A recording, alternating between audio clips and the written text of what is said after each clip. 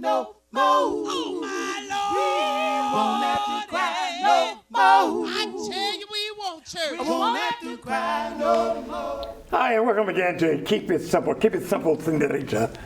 Senor, sisters and saints, we thank you once again for joining us. We're going to give you a little something different, a little extension to the show that we had earlier. And we yet have these great men and women. While we're going to try to record a little bit more information for and to you. Of course, we have two great authors at the table. They may be able to share a little bit more about their book. We hope in Kwaku tell you a little bit more about what he does as a history maker, because we cannot cover everything we do in just a short segment. And Mama Olabisi Okalada, did I get it right? Alokalada. We gonna get it right soon. And not only, she talked in the last show about what? She was talking about her law degree and her teaching degree and her clothing and that. But she also make jewelry. Did you know she make? I mean, everyone here is loaded with so much talent. But quit being so shy and share some more of that great information about the things that God has blessed you with and the talent and the things that you're doing for our community, our country, and our world to make it a better place for others to live. Don't be shy. No, we're not. We're not shy. You know, one thing that has been amazing to me about Dayton is that I was living in Orlando, Florida, before I moved to Dayton. And I was involved in the Kwanzaa celebrations. I was involved in Ancestor Day celebrations every year.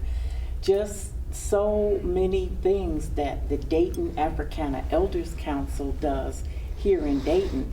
So when I moved, I felt more like I was transferring than moving because I found my cohort, I found my counterparts when I got here, you know, and I think that the fact that there's such a strong body of people that are working hard to build the culture, you know, to make sure that you know, you can't pass on what you don't have. Right. You can't pass on what no one ever taught you, what you don't know. So having an Ancestors Day that allow people to come out, bring a picture of their ancestor, talk about their ancestor. Yes. You know, your ancestor doesn't have to be a king or a queen. Your ancestor is the being that brought you into being. Exactly. So is therefore automatically worthy of your honor. Yes. And when we remember our ancestors and we honor our ancestors, that means that now we have honored ancestors. Yes. Once we don't honor them, then we don't have honored ancestors. And there's been such a long process in this country of trying to convince us that our ancestors contributed nothing to civilization, that our ancestors are not worthy of respect, that if we remember our ancestors, we're somehow worshiping the devil. You know, just the most foolishness that you can ever come up with. Yes. When we're here living in a society where if I pull out $1, what's going to be on the dollar? An ancestor. But it's not going to be my ancestors, but I'm compelled to honor. But I'm compelled to honor that ancestor. You know, if I go to Washington, D.C., we were just flying into Washington. I don't know if that's right from Reagan. Yes, Reagan. Yeah. We could reach out or national. Touch. I never felt called like it. You could reach out and touch the national monument. Yes. And you look over, and what do you see? An ancestor, a huge, gigantic, national, monumental ancestor. Well, you know, yet we're told, don't honor your ancestors. There's something wrong with that. When I was taught libation, I was taught by Kip Koech. He was from Kenya. He's a Kipsigi. His countrymen are famous long distance runners. They win the Olympics and the marathons all the time. There's always somebody named Kip Rotich or Kip Koech or something winning these long distance events. But he told us that we, in his culture, and at the time, like I was at Wright State, I was exploring African American culture, African culture in the Belinga Center. And I think I'm still doing that. I think we all are. We're trying to figure out who we are, and by exploring like his culture, helps me formulate what I think is valuable about African culture. Yeah. So libation, the way he taught it, was that you don't honor bad ancestors. Right. If somebody is a bad ancestor, no matter how big they were, you don't raise their name anymore. Right. You don't talk about them, but you talk about the people who tried to raise you up and lift up the community. Yes. Those are the people you pour libation for, and you try to remember what they did. Yes. So I know there's a spiritual aspect to libation that people talk about.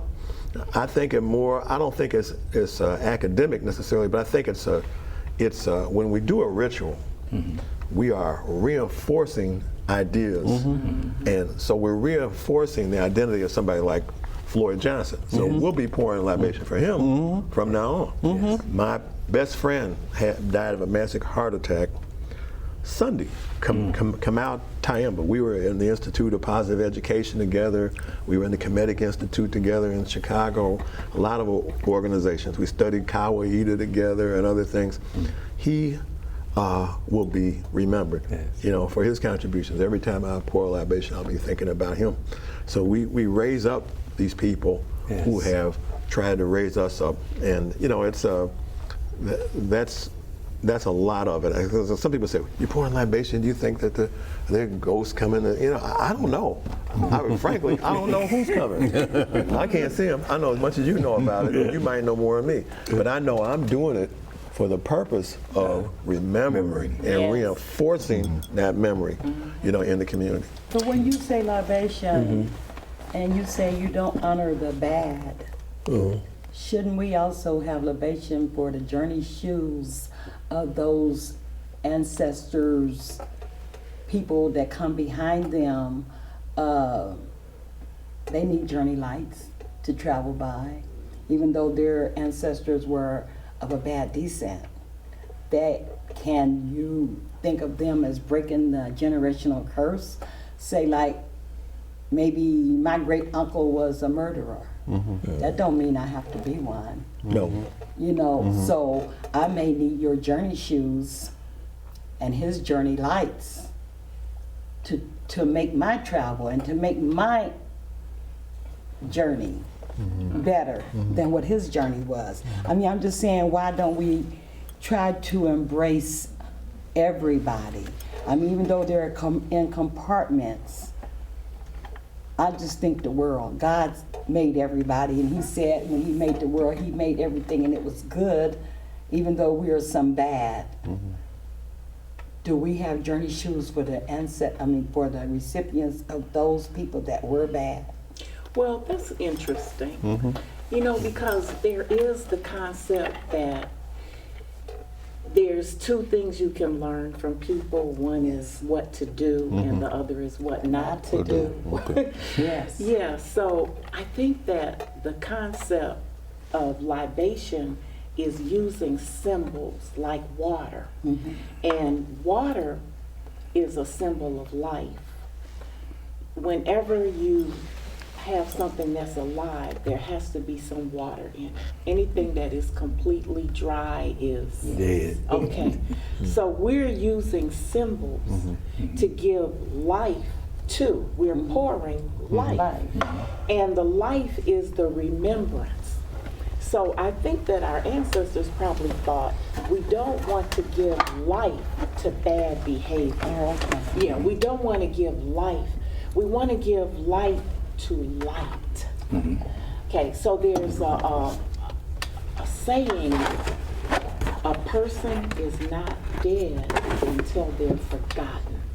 That's an old African proverb, because we really have been considered the people of the proverb, because we can take somebody's doctoral thesis and boil it down to one phrase. Because I can take a person is not dead until they're forgotten, and I can write a doctoral thesis from that because it has so many ideas compacted in it. It's actually something brilliant that our people had because we used it in many ways. We used it in raising our children. We used it to show them the way without like disrespecting them. You know how you sometimes go to Walmart and you see a mother just cursing her child, really. You bad, you know. I don't know why it's always Walmart. But the proverb takes all that away.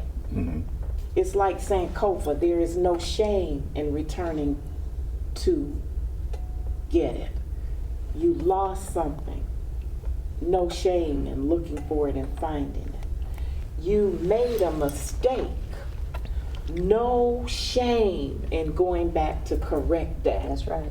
Okay, so we had those kinds of proverbs so that we could teach while maintaining the respect of the person that we're teaching. Yeah, I do proverbs, and I just want to know where the holes in the shoes of the journey are the people wearing the journey shoes that don't have journey lights. Yeah, Well, we know we don't want to go everywhere that everybody has been. No. Yes. We know that. I think as a historian, we study everybody, and we study those that and it's a matter of interpretation sometimes whether somebody's Bad good or bad bad, or good. good or bad. It depends on. Because sometimes you don't know the reason why they did something bad. But in the case of some people, it seems like the bad is overwhelmingly bad. Like I'm thinking about who's the guy in Liberia, Johnson, who killed all the people in the. Wasn't his last name Johnson? No, Samuel Doe. Samuel Doe. You're talking about Taylor. But Taylor. Charles Taylor. Yeah, okay. Charles Taylor. And there was another one too, wasn't it? Another. Well, at any rate, people like that who kill hundreds of thousands of people and that sort of thing. It's pretty clear that whatever their motive was, it all turned out pretty bad. They were the planter of bad seeds. Well, he tried to go back to Africa. He tried to bring the Americans back to Africa once they're free, but Black people here. America, I think, lionizes people that obviously were doing wrong. Yes. Like you got a Washington Monument. Yeah. He was a slave holder. He spent more resources than the woman was worth to find a woman named Ona Judge. She was only a teenager. She was his wife's hairdresser, and she escaped. She went up to Vermont or someplace, but he looked for her for 20 years. He's trying to bring her back into slavery. And I seriously doubt that he did all of that just for his wife's hairdresser. No, he did this. Because I think that, young women who were enslaved in houses were abused in many ways. Yes. And he put a lot of energy, money, and time, for years, trying to get this woman to come back into it was slavery. to make a statement to you, too. You better not try it, because I'm going to go through every means to get you back and drag you back into this system. yes. And it's interesting that you talk about that historically, because I think that is still happening today. Yes. Whenever we try to escape the colonial or the slavery experience, we find out that someone is going to make a lot of effort to drag us back That's right. into that mindset of depending on our enslavers Yes. Yeah. for the very thing, our very existence. You cannot depend on your enslavers or someone who's been trying to destroy you to maintain you. You have to find, and this is happening in the case of Africa. Africans are trying to leave the colonial experience. We're trying to create our own currency. And in fact, Europe, France, and I'm sure even the US is making every effort to prevent us from having our own currency. Because they are literally getting rich off us using the U.S. dollar and the French franc. Well, the problem is that we would actually be able to back up our currency with gold and other types of Resources that we have. The dollar is backed up by nothing but a good laser printer. That's right, that's right, that's right. But this was money. Yes, yes, it was. This was money. Yeah, yeah. It's good to know that Yes. because sometimes we get it mixed up. Yes. We tend to forget that the only reason a dollar is not just any other piece of paper is because it's given value Yes. by something. By the- Yes. Even if it's just by the agreement of the people. Yes, that's it. Yeah. Guys in prison like to use that. When they don't have money, they would bet and fight over matchsticks. That become a form of collateral. The matchstick represented what they said it represented, and it became a form of currency. Yes, exactly. The issue of talking about currency, and we talk about currency, we, in terms of gold, to a large extent, our enslavement is tied to gold. Because we had the gold, Yes. and everybody else wanted that gold. Yes. And so they came to get that gold. Initially they came, that's what they came for. They came for the gold. And diamonds. And diamonds. But the gold particularly, and that's one reason why we have the so-called gold standards. Everything is measured to the gold standard, because we had the gold. The richest man to ever live was what? Mansa Musa. Mensa Musa. Yeah, Mansa Can Musa. That's a Musa. Mensa Musa. The Emperor of Mali. Mali. Yeah. No one, even Elon Musk living today, has had more money by the standard, the gold standard, than Mensa Musa. Yeah, he lived in 1100, and his reign and his trip to Mecca are well documented. Okay. Not just by black historians, but the Arab historians yeah. met him. They met him in Egypt. He went all the way across the continent of Africa, dropping gold everywhere he went. Yeah. And And he so- bought scholars. Yeah, He scholars, bought, yeah. a lot of people People back to Timbuktu. Yeah. That's why we talk about Timbuktu. And when you talk about currency, a lot of us stay in one part of the world and don't get to go anywhere else. That's true. And when I was in Ensenada, Mexico, I had to turn my American dollars to their money. Yes. Peso. Yes. You could not spend American dollars in their Yeah. where they were. Yeah. So a lot of times we don't let ourselves expand our education far enough to say we put hands on to what's happening in other parts of the world. We try to Western the rest of the world. I know my brother and friends in different African countries, and I have a friend that I've also talked to, a Haitian, and they said, well, why do they look down on the American black? And different ones at different times tell me the same thing, because they said the American black seem to be not in prison in body, but In their they're yet in minds. prison. Their mind is yet in prison. And we think, and like you said, we are just beginning to try to tell our own story. Someone else is telling the story for us for so long. But now, Or hiding it. are we going to take the rings and begin to tell our own story? Just like the writings we do, and you being writers, especially in poetry. If you read a poem today and listen to what people think you were saying when you said it, see how many different versions of thought process you get. So just to think about someone that knows nothing about you, trying to interpret why you wrote a certain piece. That's the same thing with a picture. Picasso. I thought about my Mona Lisa too. I mean, you know, the person that created the picture may have one thought, but you can look at it and get maybe 10 different reasons until you talk to that author or that person that did that and find out why they wrote that. You could throw colors on a canvas and say it's the 4th of July. But then, you know, somebody else might look at it and say it's a color collaboration of something else, you know, so.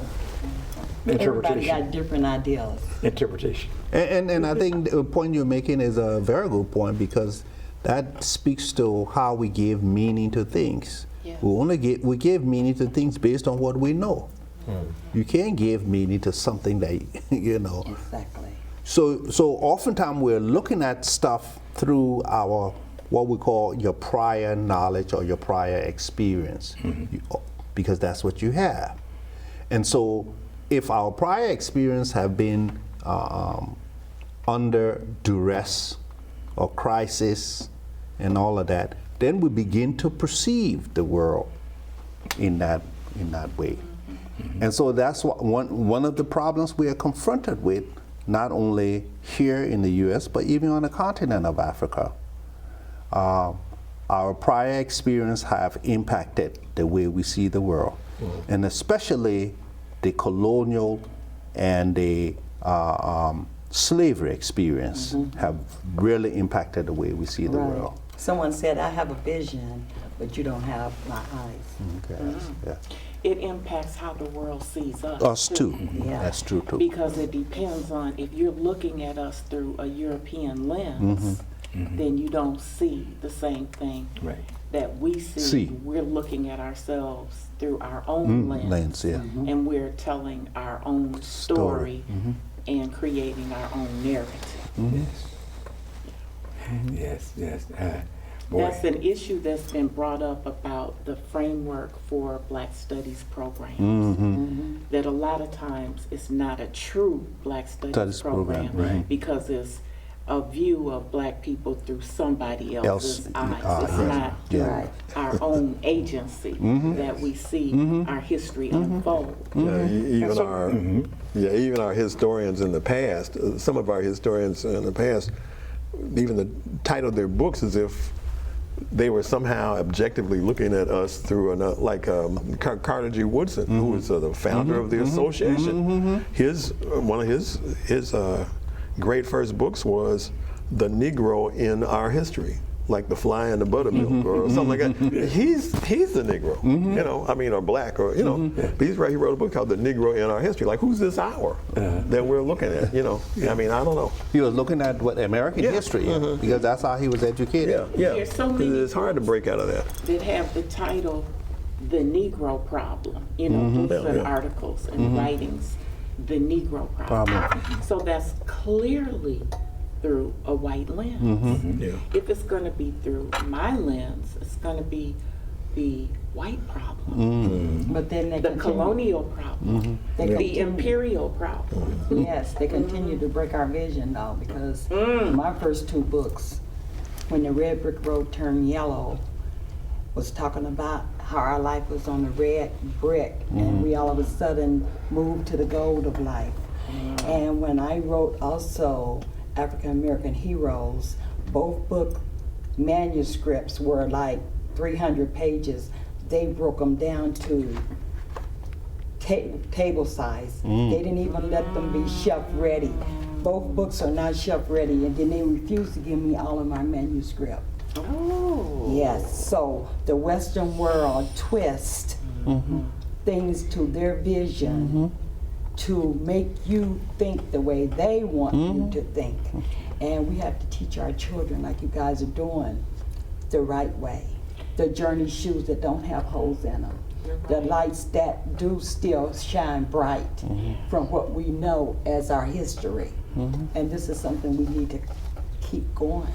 That's what that was done in physical punishment to make us not think the way we think. Even our jobs and everything, if we don't think a certain way, you can't get that job. You can get fired. not that your way is wrong, but it's not the way they want you to think. Well, the laws against reading, And they actually codified that into law. Yes. Yes. What were they afraid of? They weren't afraid of us being ignorant and stupid.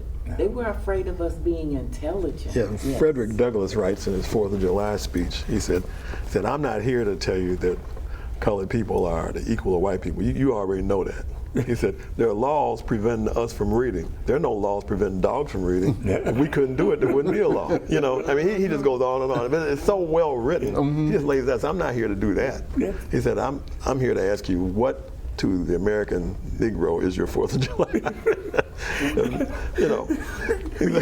You know, in the 21st century we are. A friend in Florida, I think the governor down there, forgive me if I'm wrong, but they've been doing everything they can to ban Books, yeah. Well, they banned the books. for education right now in the 21st century. So it's not a thing that passes. It's something we yet face with every day. Oh, yeah. If you're I incapable thought of that understanding. banning books was something that happened in movies. And, you know, No, that not was anymore. supposed to be the characteristic thing of a dystopian world. It was at one time. crazy That's the thing about it. It was actually was. I mean, and the European world, white Americans, European Americans, they all saw it that way. When we were growing up, you know, we saw the banning of books as bad. But now we've got a generation of people who see it as good, Well, which that's is not. showing you that it's like you said, and you said, this is a battle for the mind. Yeah, that's right. That's right. It's still a fight. You can't let your guard At down. school, they had Africa as just one little big place on the bottom of the map. I always thought it was just a little small country. And it's a continent, you know, and they had us fooled. I mean, they actually taught us this little place was Africa. Yes. You know, and that is just so wrong. Now they're acknowledging that Europe is not a continent. Yes. We grew up, all of us at this table grew up with that idea that Europe is It's a a continent. continent. Europe is a little outcropping It's a- from Asia Subcontinent of Asia. that is small. Yes. You could fit it in the continent of Africa How many probably times? 40 times Yes. because it's about the size of a state of the United States. Yes. But within that small land area, you have all of the different Europeans very close together, speaking different languages, not getting along. They've been fighting each other since the beginning of their existence, and they knew how to fight. Yes. The two world wars. They Yeah. started drawing and quartering and impaling people and beheading and sticking people's heads on. I mean, there was no end to the cruelty that they could inflict in their wars. Yes. But their whole history is a history of war. Wars. Yet, they will actually turn around and say that the African is tribal.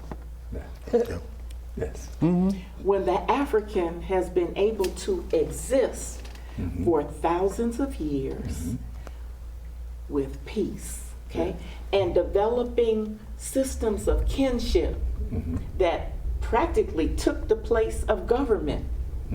You knew you had people in a system, a network that you had to take care of, and everybody has somebody to take care of. And that was more effective than even the systems of governance that we have today, because the systems of government today are basically just power seeking. I mean, the election that we have coming up in America between Donald Trump and Kamala Harris. We are actually trying to keep this country from being taken over by fascism. Fascism. Maybe we don't like Kamala Harris. I don't know. But I know one thing, we better vote for Kamala Harris. Because what's on the other side of that is something that's really too ugly. You know, people have not even, they wrote out, you know, what their plan is, the 2025 program, and it's horrific.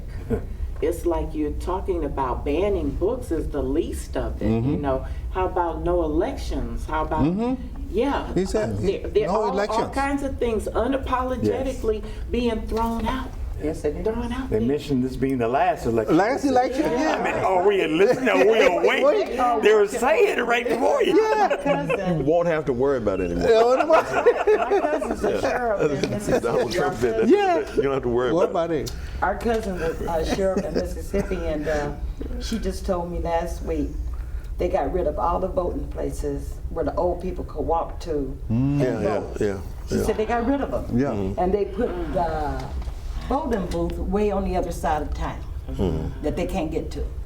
Right. So this is, caused them not to be able to vote.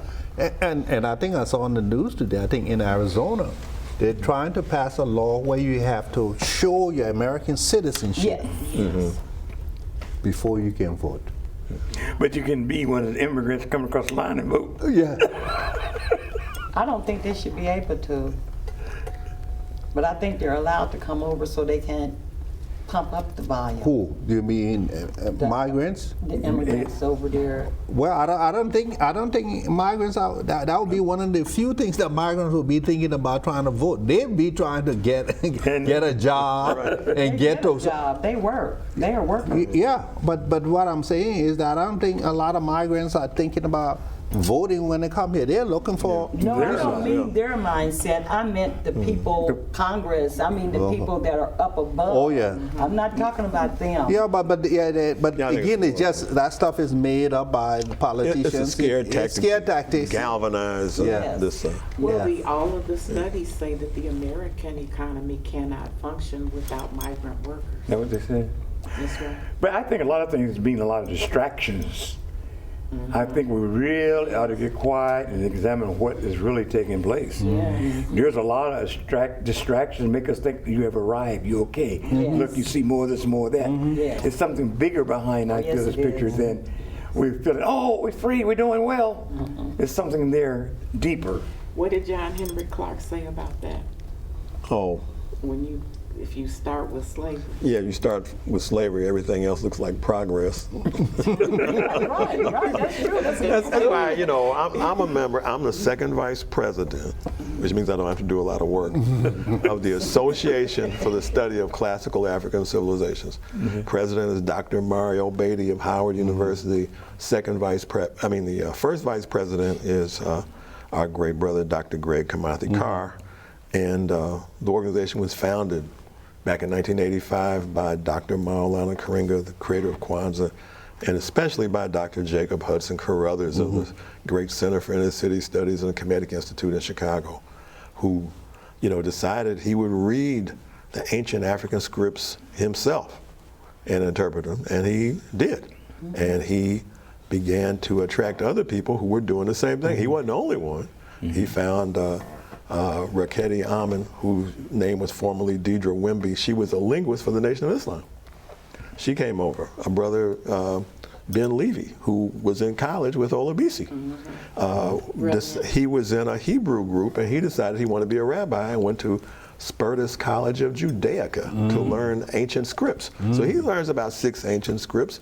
Here's Deidre Wimby doing the same thing. She's a student at the University of Chicago's Oriental Institute. This is the seat of American Egyptology. So with Dr. Carruthers and these three, they start exciting the other scholars in this country who want to read these materials in their ancient form. I mean, when you read the Medu Neter, or what we call the hieroglyphs yourself, you don't have to ask an Englishman or what it means. Frenchman, a Frenchman. Yeah, right, or a Frenchman, what it means. So there's a great Sheikh Anta Diop from Senegal, who was a pioneer in this back in the 1940s and 50s and up through when he passed in the late 70s. But we have so many scholars who know more about our origin, and that's what John Clark was referring to when he said, if you Start with slavery, everything else will look like progress. So we don't start with 1619 when we talk about our history. We talk about the history of African people on the continent of Africa, and the just a small part of the story is slavery. I think the slave owners just changed their identity. They're still there. But They I just changed what they wear. Yes. Well, they said that years ago. They said you're taking off the hoods in the room and you can put on a three-piece suit and be professional. I don't know why I would forget that. That was publicized. Well, it's a big problem for us because Ayi Kweyama, who is a great African scholar, said that we as a people have a truncated or cut off racial memory because we keep starting our story in enslavement. So that's a lens that is broken, okay? So that makes us the people that come to the movie theater when the movie is half over and we're stumbling in the dark trying to get to a seat and asking everybody, what's going on?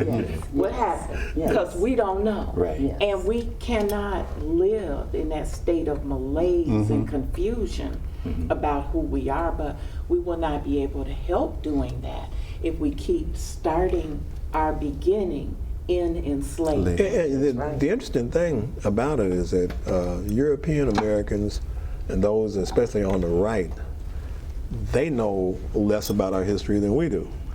All they know is if we start in slavery, they're doing fine. Okay, that's their comfort zone. That's all they know. They don't know about it. There was a movie called Slaves with Dionne Warwick was in it, and there's a major white actor who was in. He played Marcella in Ben-Hur. Stephen Boyd. Stephen Boyd's a slave master. And there's a meeting of the other slave masters. This takes place in the 1850s, I guess, before the Civil War. They're all meeting at his house to discuss their issues. You know, this is the White Citizens Council of whatever plantation area. And so they ask him, when they come in, they look on the walls. He has an African mask on the wall. He's got kente cloth. He's got different things and books about Africa. He says, well, why would you keep these kind of materials when you're a slave owner like the rest of us?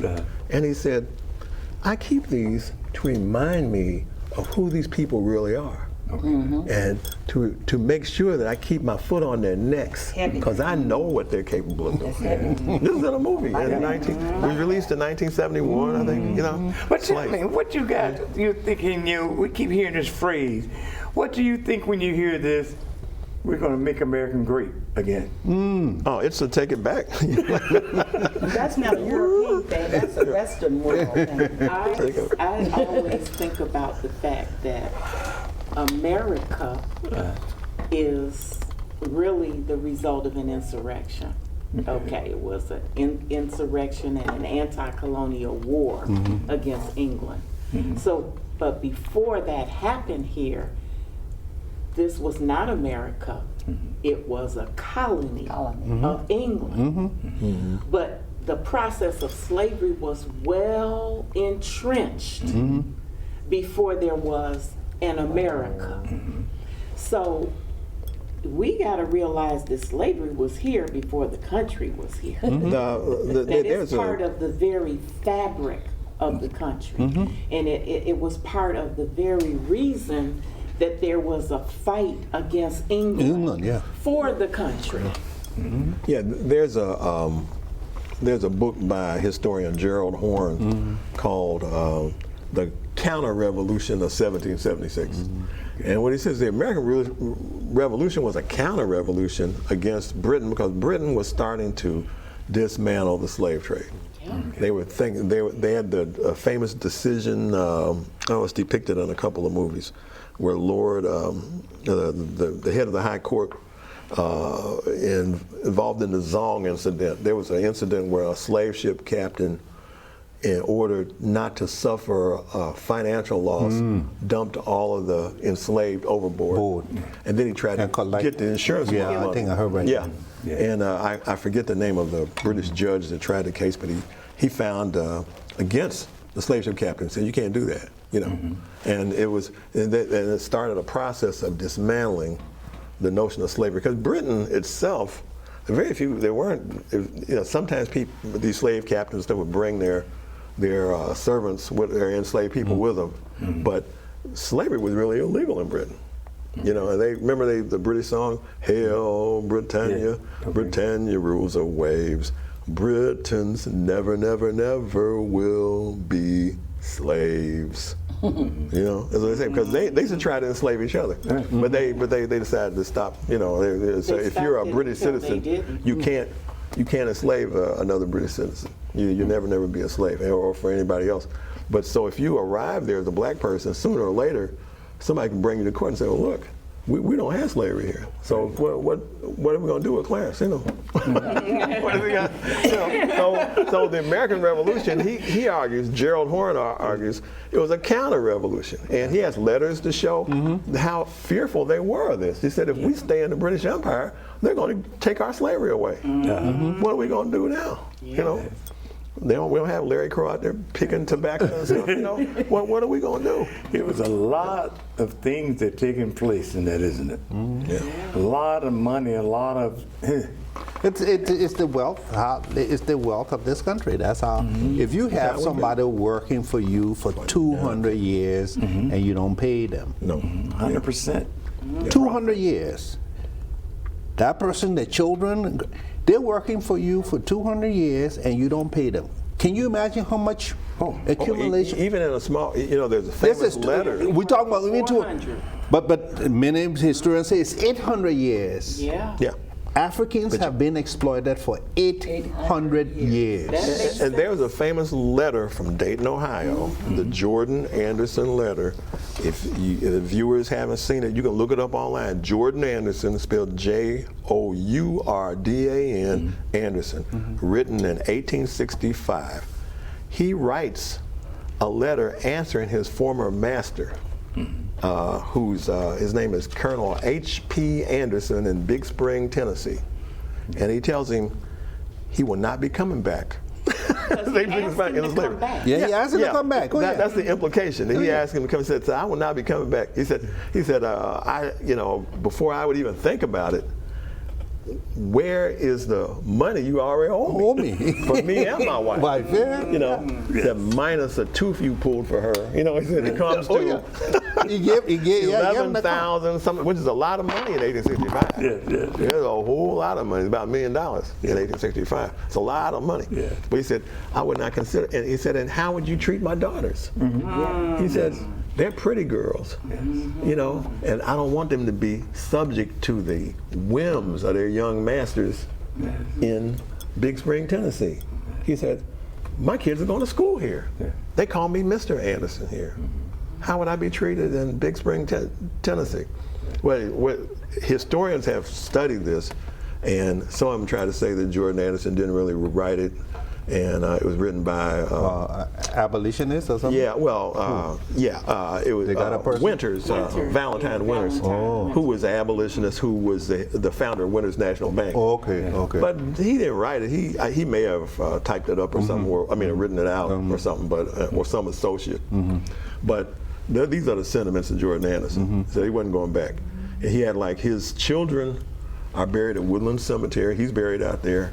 He had one son, Valentine Winters Anderson, named after Valentine Winters, who actually became a doctor. You know, so Dr. Valentine Winters. In one generation, you go from slave to MD. But the abolitionists, the white abolitionists, Winters, Valentine Winters, is somebody that they don't teach anything about. They don't boost him. You know, they talk about. That's right. You know, to me, I think Jonathan Dayton or somebody. I think that Jonathan Dayton was never really here. He never was. That's who Dayton is named after. Fortunately, the good thing about Dayton, he was just the good thing about speculator. The good thing about the white heroes of Dayton, and most of them were scientists, like the Wright brothers and Kettering, and people that did, actually made a contribution to society. You know, the NCR people. But I mean, even NCR, John Patterson's granddaddy brought enslaved people here to work down by Caroline, where Caroline Park is now, growing fruit.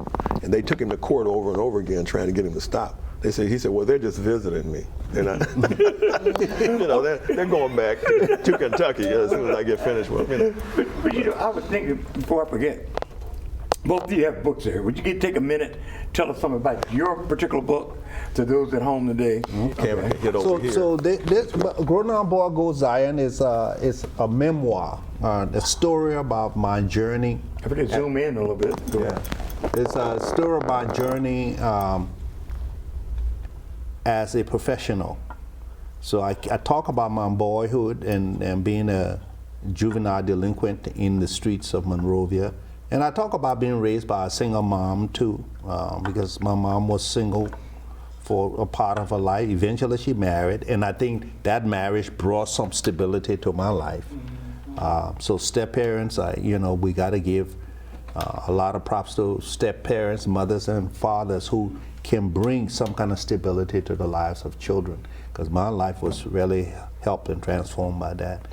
But eventually, as a result of me being on the streets, I realized that I had a mission. And as I mentioned, the young people who were called the bad boys, they told me that you're not bad. You need to go to school. You need to be out there. You got a mom and all that. And these are the grown-up boys. We are grown-up boys. That's what These are the grown-up bad boys are. boys, They're the bad boys. Yeah. So we were the bad boys. I mean, we were fighting, carrying knives, stealing, from supermarkets and stuff like that. But eventually, I left that and began to realize that my life could be meaningful, and especially because of these young men, that I could do something to make their lives different, and or even tell a story. And in fact, that's one of the reasons why the book is named Growing On Boy, because I wanted to be a part of their story, because I was with them. I was one of them. And eventually I began to work. Right out of high school, I began to work with at-risk youth in Monrovia as a part of a project where we were trying to help, especially rural youth, young people coming from the interior who had parents that were not educated and were coming to Monrovia to find an education, to find work, and to find a place. So I began to be one of those who were helping them find a job, finding a place to stay, and also to provide some kind of counseling for them, some kind of direction that they could head in as a result of coming to the city. Eventually that led me to a calling of being a psychologist. And because I was doing that work, I ran into a Catholic clergy, who told me that he knew of a school that I could attend to get a psychology degree. And that school was Berea College in Kentucky. That's the school that Carter G. Woodson went to. So Carter G. Woodson went to that school too. Yeah, he went to that school. So once I got there, I realized, oh, this is Carter G. Woodson School. This is where he got some of his education from. Right. And it was from Berea that I got my bachelor's degree in psychology, and I moved on to Cincinnati. I went to Xavier University, where I studied clinical psychology, and eventually moved on to the University of Cincinnati and got a doctorate in educational psychology. I began teaching at the University of Cincinnati, but eventually started my career as a psychology teacher, professor of psychology at Ferris State University. Big Rapids, Michigan. Big Rapids, Michigan. And then moved from Ferris State to Denison University, which is right above Columbus. And I taught at Denison before coming to Sinclair Community College, where I spent about 33 years of my career as chairperson of psychology and coordinator of Africana Studies. So this story tells you that journey. And eventually I moved back to Liberia in 2019, moved back to my hometown, built a house. My brother is an architect, so he and I have been talking about this for a while. I told him, once I retire, I'm coming home to build a house. And so we built a house, and It's the house that I'm now living in. I live 6 months in Liberia and 6 months in Dayton. So Dayton and Browville are my two homes. Well, tell me, could someone get a copy of your book? How would someone get a copy that would like to get a copy of your book? My book can be obtained on Amazon.com. You just go in the Grown Down Boy Go Zion. Once you put that in, you can go to the website and you can purchase the book. The book, I think, costs about $15 on Amazon.com.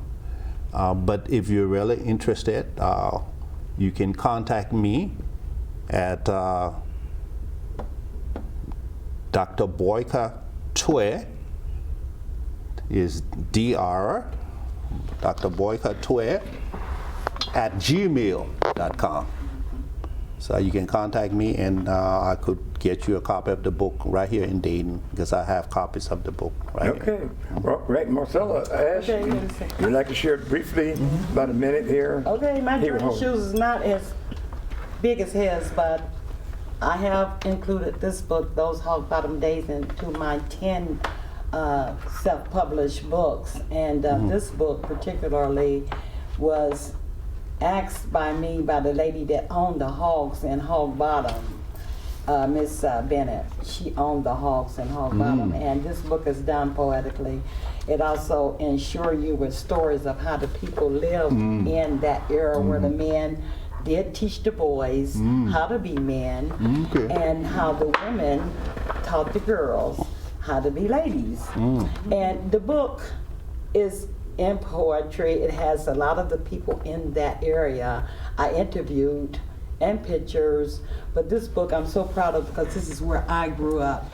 And I just want to quickly read about the hummingbird and the butterfly. The hummingbird asked the butterfly about the scent of the hogs in the air. Hopscotch and a game called Fort Square. I remember the children using energy without a care, jumping up and down, backwards and forwards, zigzagging and cartwheeling in midair. The butterfly wanted to know more about the boys humming under the streetlights until the girls went home out of the boys' sight. I know freedom, says the butterfly. I survived the struggle from my cocoon. The children today have a new freedom from yesterday's room. What happened to hide and seek? It appears the children are seeking a place to hide and weep. We must turn to fly away from this day. The beauty of yesterday is turning gray. I am just a small hummingbird. I know the weight a flower can bear. Each child will need a loving push or the flower will tear. Flowers that we once knew are the seeds of the people below. We must reclaim their efforts, stir up the ground for a new seed to grow. We will return again to this place one day when the smell of flowers will cover the hog's scent. Loving your neighbors will be the main event. I love You that. can purchase my books on Amazon at https://www.amazon.com, Arthur Alacrown Publishing, or you can write me at Marcella Ash at sbcglobal.net. You can even call me at 937-760-6168. I do appreciate your feedback if you do purchase this book or any of my books. And thank you for letting me have this time to share. Okay, we thank you for our authors. Who did the illustration? My son, What's his name? Anthony Williams. Okay, there we go. He's Ronnie Williams' nephew. Oh, Ronnie. Yes, We the know Ronnie. uncle. Okay, Ronnie. Yeah, Okay, that's we know his Ronnie. uncle. Yeah, okay. And you know, I know, thank all of you. Glad to have each one of you. And I don't know if you can do it, Oiku and Mama BC. If you could take 1 minute and summarize what you'd like to say to the person at home before we close. We're at the end of our broadcast. Something on your heart in my 1 minute.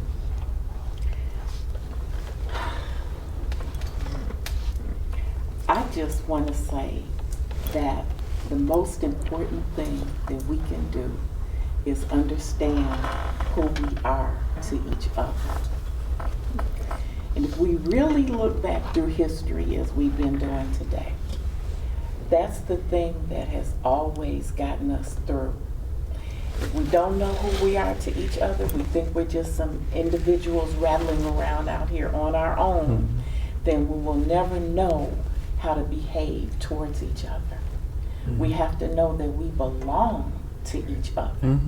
We have to know that we're accountable to each other. We have to know that we're responsible for each other. I belong to you, you belong to me. That's what has gotten us through. We believe in ourselves. We believe in the eventual victory of our struggle for liberation, for peace, for reciprocity, for honor, for order, and all of the deep thoughts and high morals of our African ancestors. Praise God. Thank you. Very good. Wait, Yeah, I would just like to say I agree with everything she said, and I would just add to it, and as personal for me, is that I would urge anybody out there who sees the world as it is and wants to change it to be critical of the things they read, the things they see, of the behavior of other people, and be tolerant as well of, for what you actually discover, because everybody's not at the same place. But you've got to criticize everything. When I was a kid, I went to church. I wondered what they were talking about, and I'd ask the preacher questions. I criticized. I thought about, why are we here? As Roland Kirk said, let's all search for the reason why, and you're liable to find something if you look for it. Yes. But through books, records, discussion, but we've got to investigate, life, and that's what I. And I thank you for staying with us at home today. We trust that you learned something, and if it's nothing but a stepping stone to lead you in the right direction. May God bless you, and may heaven smile on you, is our prayer. Good God, am I happy?